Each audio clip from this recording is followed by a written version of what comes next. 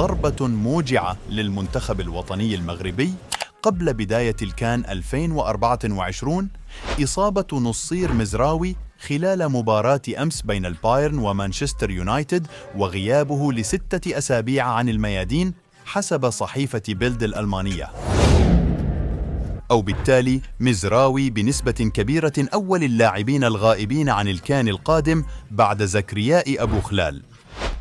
بايرن ميونخ أعلن اليوم عن معاناة مزراوي وإصابته بتمزق عضلي دون تحديد مدة غياب اللاعب، لكن مجلة كيكر الرياضية الألمانية قالت إن المدافع المغربي مهدد بالغياب عن انطلاقة مشوار المنتخب المغربي بنهائيات كأس أفريقيا، لكن مزراوي سيكون جاهزاً للانضمام إلى قائمة وليد الركراكي ومشاركته في أولى مباريات الفريق بنهائيات الكان أمام تنزانيا تبقى محل شك.